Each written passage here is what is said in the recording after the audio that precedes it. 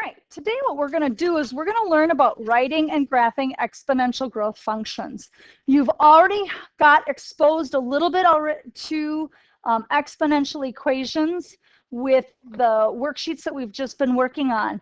But today we're going to go a little bit more in depth. And so we're going to cover two standards, graphing exponential equations and also solving real-world exponential problems. So first of all, there's a difference between linear and exponential. First of all, a linear equation is in that form, usually, of y equals mx plus b. And when I graph it, it's a straight line, right? You'll notice that when I look at these, when I go from one value to the next value in the x, I'm adding 1. And you'll notice that when I look at the y each time, I am adding 3. Notice how it's addition when I'm working with the y. When I look at exponential, that's a little bit different. You'll notice that this is in the form y equals ab to the x power. So it's totally different form. And the x is our exponent. When we do these, you're going to notice that your x each time will go up by 1. So we'll still have that addition when it comes to the x. But for the y, you're going to notice it's different. When I go from one term to the next one in the y, you're going to notice that I'm not going to be adding, I'm actually going to be multiplying. And in this instance, I am multiplying by 3. That's what makes it not linear and straight, but rather has that kind of J or that L curve when I'm graphing it. Now, let's take a look at this. They're going to ask us to write a rule for the function, and each time we do that, it's going to be into the form y equals ab to the x. So I want you to write down that equation every single time you do this and use it as a roadmap when we're doing it. The first thing that we're going to do is the a. The a, what that is, right here, this is my y-intercept.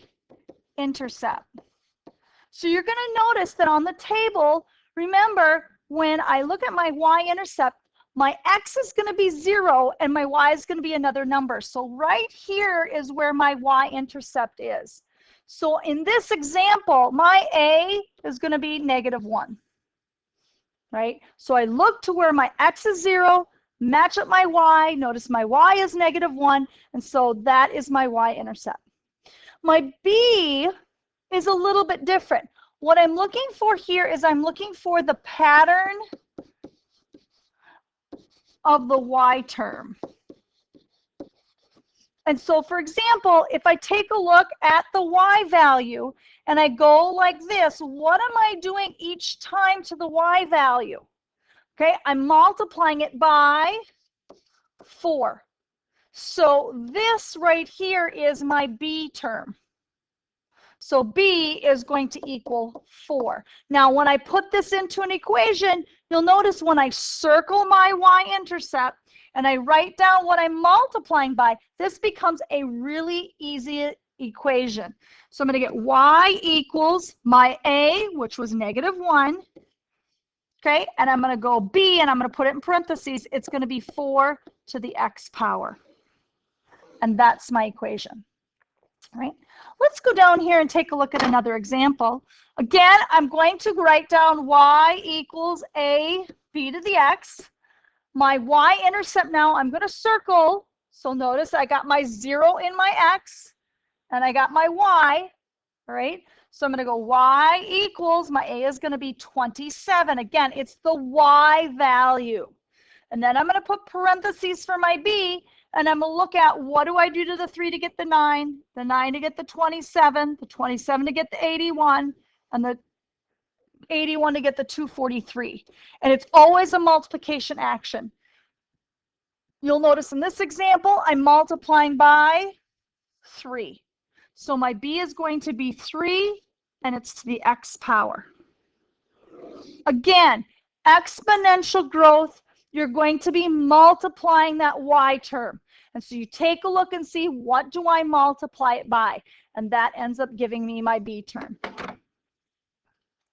let's move on. You're going to notice in this example, what they're asking you to do is to graph y equals 2 times 3 to the x and identify the domain and range. Then we're going to compare this to y equals 3 to the x. Now, if you remember back in linear, we did something like this already. We compared two graphs. So step one, what you're going to do is you're going to make a table, right? I'm going to make them H tables. And of course, we've done something like this already, right? I'm going to take this function right here, and I'm going to put it in the first table. It doesn't really matter, but I always like to start with the smaller one first, right? And you'll notice that they didn't give me any numbers to put in. And so I get to choose. Well, I'm going to choose -1. Again, remember, when I have a negative exponent, it goes down below, and I end up with 1/3. I'm going to plug in 0. Y equals 3 to the 0. Y is going to give me 1, because remember, anything to the 0 power is 1. And then I'm going to plug in 1. So y equals 3 to the 1. Y ends up giving me 3, right? So that is my first table. The second table that I'm going to do is I'm going to have the other function, all right? So again, I'm going to put in my x. Y equals 2 times 3 to the x. Very similar to linear. We've already covered some of this already in our last lesson. I'm going to put in -1 again. Y equals 2 times 3 to the -1. Y equals 2 times, again, the 3 goes down into the denominator, and I end up with 2/3. Again, I want you to show all your work, just like you did with the linear. Do not skip steps. I won't accept it. Make sure you show your work right now. The next number is 0.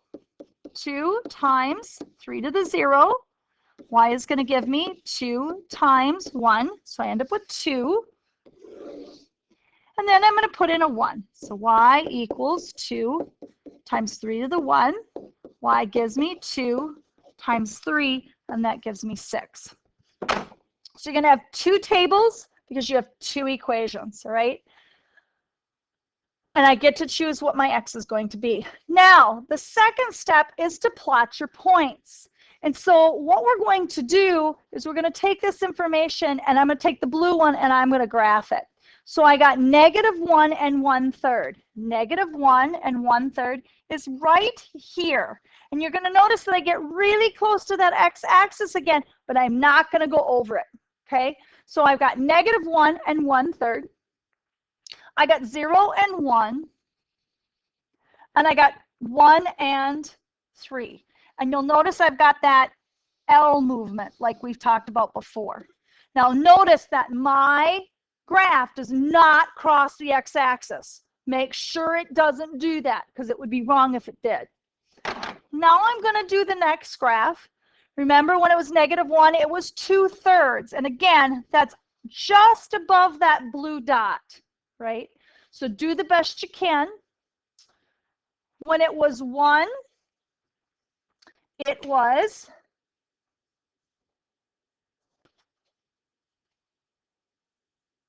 when it was 0, it was 2, and when it was 1, it was 6.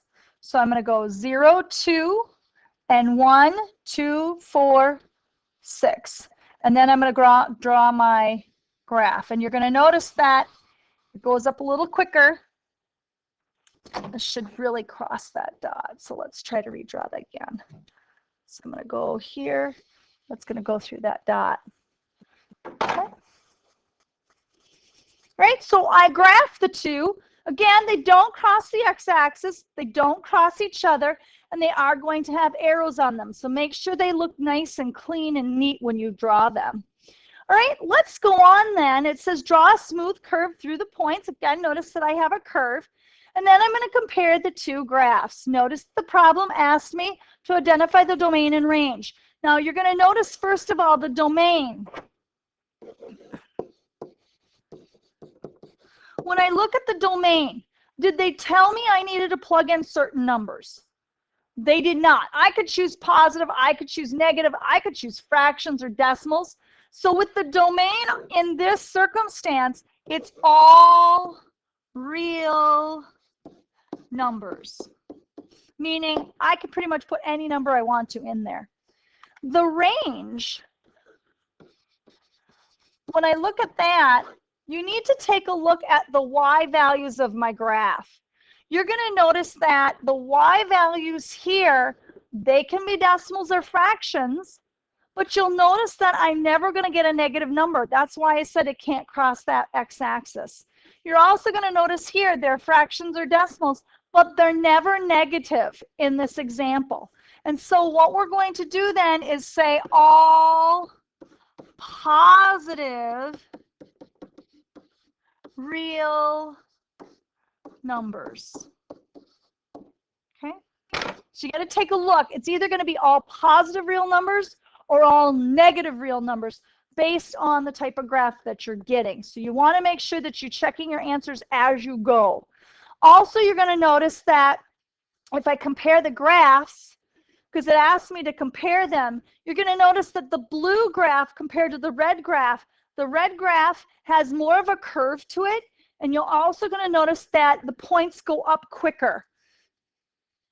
So we can say y equals 2 times 3 to the x has a steeper curve, and y values get bigger quicker.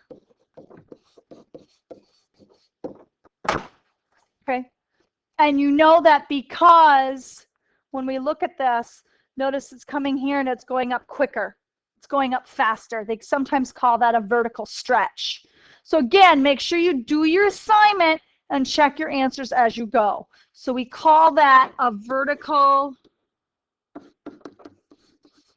stretch. Okay.